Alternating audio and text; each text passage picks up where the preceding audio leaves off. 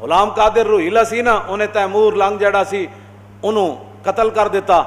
قتل کرن تو بعد اودی اکھاں وچ انہیں خنجر پھیرے, پھر اودیاں بچیاں نوں تے اودے رشتہ داراں نوں تے اودے جناب بہواں نوں سارے نوں بلا کے کہن لگا میرے سامنے نچو.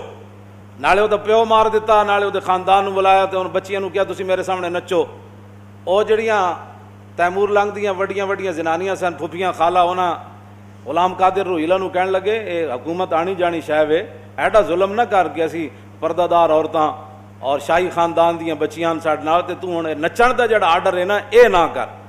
اقبال کہندا روہیلا کس قدر ظالم جفاجو کی نہ پرور تھا, نکالی شاہ تیمور کی آنکھیں نوکے خنجر سے, پھر دیا آل حرم کو رقص کا فرما ستم کرنے, یہ انداز ستم کچھ کم نہ تھا آثار معاشر سے, رکھا خنجر کو آگے اور پھر کچھ سوچ کر لیٹا, تقاضا کر رہی تھی نیند گویا چشم اخمر سے, پھر اٹھا اور تیموری حرم سے یوں کہنے لگا کہ شکایت چاہیے تم کو نہ کچھ اپنے مقدر سے, میرا مسند پہ سو جانا بناوٹ تھی تکلف تھا کہ غفلت دور ہے شان صف آرایان لشکر سے, یہ مقصد تھا میرا کہ کوئی تیمور کی بیٹی مجھے غافل سمجھ کر مار ڈالے میرے خنجر سے, لیکن یہ راز آخر کھل گیا سارے زمانے پر کہ حمیت نام تھا جس کا وہ گئی تیمور کے گھر سے. میں حمیت دی گل کر رہا ہوں, حمیت. ہماری قوم بڑی جذباتی ہے, کیوں جی؟ ہماری قوم بڑی جذباتی ہے, اس سے بڑا کیا جذبات ہو سکتے ہیں؟ تم نے جب دین پڑھا ہی کوئی نہیں. اقبال کہندا تا کجا بے غیرت دین زیستن, اقبال کہندا ہے تا کجا بے غیرت دین زیستن, اے مسلمان مردن است ای زیستن. اقبال کہندا اوے مسلمانہ کدوں تک تو غیرت دینی تو بغیر زندہ رہیں, تا کجا بے غیرت دی زیستن. اقبال کہندا ہے دینی غیرت تو بغیر کدوں تک تو زندہ رہے گا, اے مسلمان مردہ نست ای زیستن. اقبال کہندا ہے زندگی کوئی نہیں, یہ تے مردہ پن نے جڑا تو زندہ رہ رہا. اقبال کہندا ہے غیرت دینی تو بغیر تساں دا دین نو دیس نکالت دین واسطے تے تیار بیٹھے ہو, لبیک دے خلاف تسی دن رات پروپیگنڈا کردے ہو, ٹی ویاں والے نو تساں آرڈر کیتے ہوئے کہ انہاں دی کوئی خبر نہیں دکھانی, انہاں دا کوئی وڈے تو وڈا مجمع ہوئے تے نہیں دکھانا. جدوں تسی دین دی غیرت تسی قوم دے اندروں بھی کٹ دیتی, اب روڈوں پر کھڑا ہوں, یہ تو دنیا کا انوکھا احتجاج ہے نا جی, کیوں جی؟ ہاں جی. ادھر مکہ مکرمہ میں حملہ ہوا قبیلہ بنو خزاعہ پر, انہوں نے رسول اللہ کو پکارا تو حضور نے یہ تو نہیں نہ فرمایا کہ کل ہم مدینے کے چوراہے میں کھڑے ہو کر سارے غلام آ جاؤ تے نعرے لاؤ تسی تھے کھڑے ہو کر کہ ہمیں نامنظور ہے قبیلہ بنو کنانہ نے جو زیادتی کی ہے مکے میں, 400 کلومیٹر کا سفر ہے, ہم یہاں سے ان سے جنگ چھیڑ دیں. قبیلہ بنو خزاعہ والے تو حضور کے حلیف ہی تھے نا, کلمہ تو انہوں نے نہیں پڑھا تھا, لیکن کہا حضور ہم نے آپ کے ساتھ رہنا ہے, نفع نقصان ہمارے آپ کے ساتھ ہے. لیکن جب ان پر حملہ ہوا تو انہوں نے رسول اللہ کو پکارا آدھی رات کے وقت, حضور وضو فرما رہے تھے, آپ نے فرمایا لبیک لبیک لبیک, فرمایا نصرتا نصرتا نصرتا, 3 بار حضور نے فرمایا تیری مدد ہونے والی, میں آ رہا. یہ ایک انوکھا احتجاج ہے, ایٹم بم ہوتے ہوئے, دنیا کے بہترین ساز و سامان جنگی ہوتے ہوئے, تو اپنے ہی روڈوں پر کھڑے ہو کر احتجاج کر رہے ہیں. کس سے؟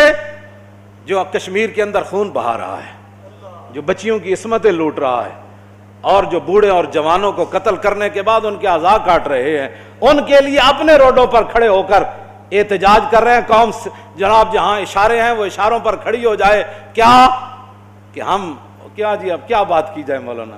حمیت نام تھا جس کا وہ گئی تیمور کے گھر سے.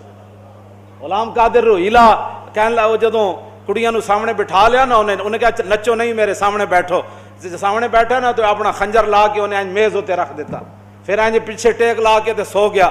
سونا انہیں کی سی, اینج اکھاں بند کر دیتیاں, پھر اٹھا اور تیموری حرم سے یوں کہنے لگا کہ شکایت چاہیے تم کو نہ کچھ اپنے مقدر سے, میرا مسند پہ سو جانا بناوٹ تھی تکلف تھا کہ غفلت دور ہے شان صف آرایان لشکر سے. وہ کہنے لگا جلیاں ہوئی ہو, میں ستے کوئی نہیں سی, دشمن دے سامنے خنجر رکھ کے کوئی سوندا کوئی نہیں ہوندا, لیکن یہ مقصد تھا میرا کہ کوئی تیمور کی بیٹی مجھے غافل سمجھ کر مار ڈالے میرے خنجر سے. کہنے لگا میرا یہ مقصد سی کہ اگر تہاڈے اندر کوئی حمیت اور غیرت ہوندی نا, ہوندیاں تسی تیمور دیاں بیٹیاں جویں اودے غیرت سی تو تساں اتنی دیر جو خنجر چک کے مینوں ذبح کر دینا سی. لیکن یہ راز کھل گیا آخر سارے زمانے پر کہنے لگا یہ خنجر میں نے رکھا اور پھر اٹھا کے تم ایسے کانپ رہی تھی تو میں دنیا کے اندر یہ راز کھل گیا کہ حمیت نام تھا جس کا، وہ گئی تیمور کے گھر سے۔ کہنے لگا حمیت اور غیرت جو تھی نا وہ تیمور کے گھر سے گئی ہے، تو غلام قادر روہیلا اس پر قابض ہوا ہے۔ تو ہمارے پاس تو ساری چیزیں موجود ہیں۔ تم فوج کو کہو کہ جناب پوری قوم آپ کے ساتھ کھڑی ہے، آپ صبح 6 بجے کا ان کو جناب ایک اعلان دے دیں۔ انہوں نے کہا بس بھائی 6 بجے کے بعد سری نگر سے کرفیو نہ ہٹایا گیا اور فوج اور سارے گنڈے ہندو واپس نہ گئے تو پھر 6:01 پر پاکستانی فوج مقبوضہ کشمیر میں داخل ہو جائے گی۔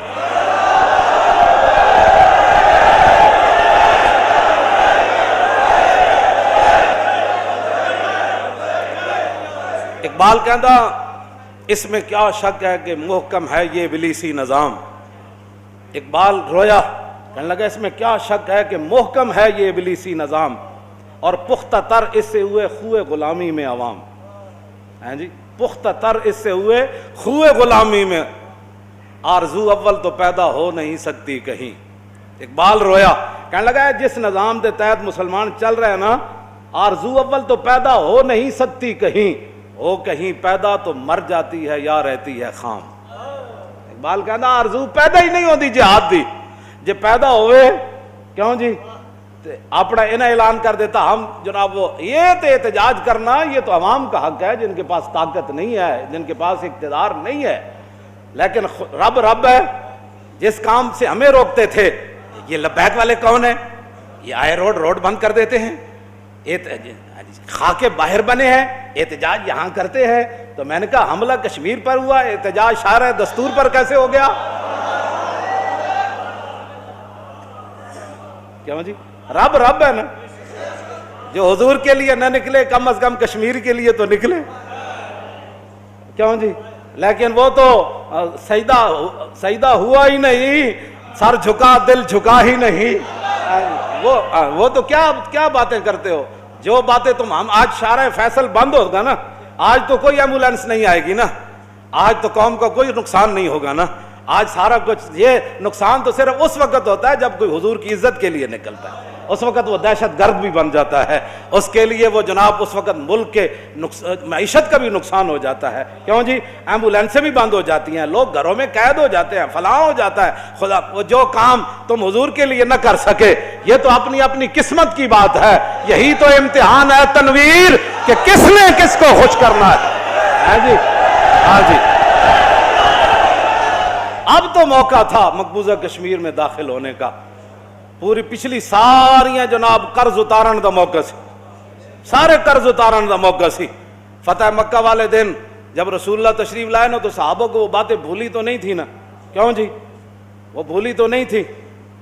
تو حضرت سعد بن عبادہ سب تو بڑا لشکر انہاں دے نال تے جھنڈا انہاں دے ہاتھ وچ، انہاں جدوں ویکھیا نا کہ حضور تے اوجریاں سٹن والے بھی اج کھڑے، بلال نو مارن والے بھی کھڑے، امیر حمزہ دے جگر تے کلیجہ کڈن والے بھی کھڑے، حضرت سمیہ دے ٹکڑے کرن والے بھی کھڑے، صدیق اکبر دے منہ تے جتیاں مارن والے بھی کھڑے، حضرت حباب دے جسم وچ سوراخ کرن والے بھی کھڑے، تے حضرت سعد بن عبادہ کو برداشت نہ ہویا۔ حالانکہ حضور نے فرمایا کہنا کچھ نہیں، لیکن سعد بن عبادہ یہ ہماری قوم بڑی جذباتی ہے۔ ہاں جی صحابی رسول جدوں ویکھے نا سارے کھڑے تو آپ نے فرمایا الیوم یوم الملحمہ الیوم تستحل الکعبہ، فرمایا آج لڑائی کا دن ہے، آج کعبے بھی بندے وٹ کے رکھ دیں گے ذرا۔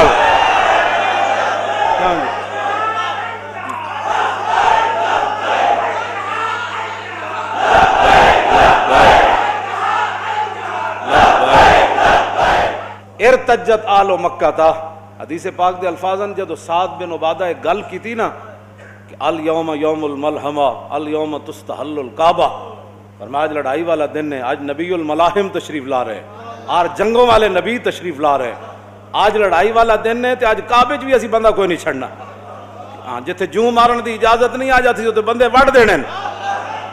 تو کیوں جی اس ایک گل نال پڑھیا ہوندا دین تے پھر نہ، کیوں پڑھیا ہوندا دین تے پھر نہ، دین جدو پڑھے ہی کوئی نہیں۔ اقبال کہندا از غلامی بزم ملت فرد فرد ایوان بہیوان اندر نمرد، یکے اندر قیام وہی در سجود کاروبارش چوں صلاتے بے امام۔